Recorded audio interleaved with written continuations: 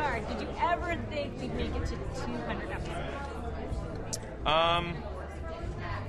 I never gave it much thought about 200 episodes. I just, my job is to go in and do what I see. And I came on, well, you know this, when I came on, my thing was, here's 4 or 6 or whatever it was, or 10, I forget what it was, but it was a set amount of episodes. And so I had that attachment to the show. And then, I remember leaving the show and going, wow, that's over. And then I got brought back, and then I got brought back again.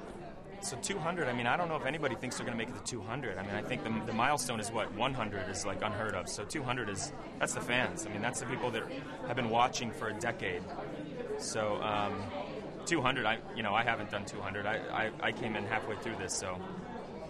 What do you think it is that makes the show so special that the fans just go crazy? Well, I think that it's the promise of a better day. It's the promise of tomorrow, and it's.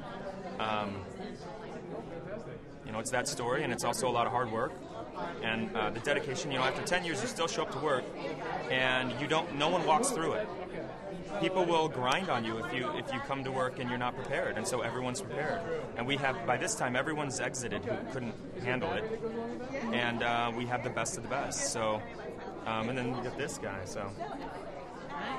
And now you guys are on your 10th and final season, so set up this season a little bit for me. How do you guys feel about being on your last season? Tell me a little bit about your character, where your journey's going. Yeah, well, I think because it's the last season,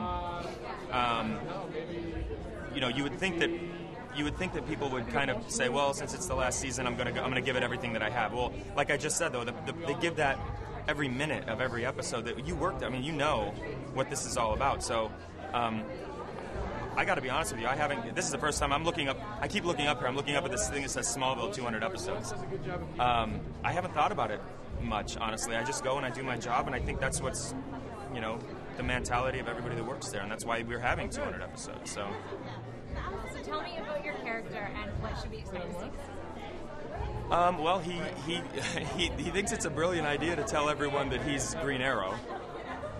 So he does that, and then he kind of figures out what the repercussions of that are, which are, he's dragging his friends in with him, kind of unintended.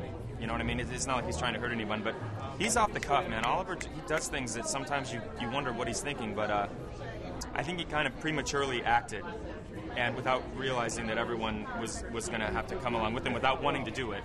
And now he's kind of living through that. So he's trying to pick up the pieces and put everything back together, which is fun. It's great, and we do that a lot. Everybody does that a lot. So I like Oliver because you can relate to him. I think everybody can relate to him, no matter what walk of life you're from. I think he's got some kind of character flaws or pros or cons or whatever that people can relate to. So tell me about Oliver and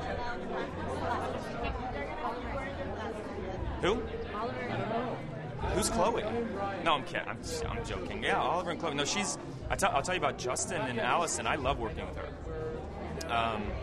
She's a treat. She's a total treat. She's good. She's compelling. You find yourself listening to what she's saying when you're off camera, which sounds so stupid. You're supposed to do that anyway. But after a hard day, there's no time where you're going, man, I'm tired. When you're working with her, it's a lot of fun.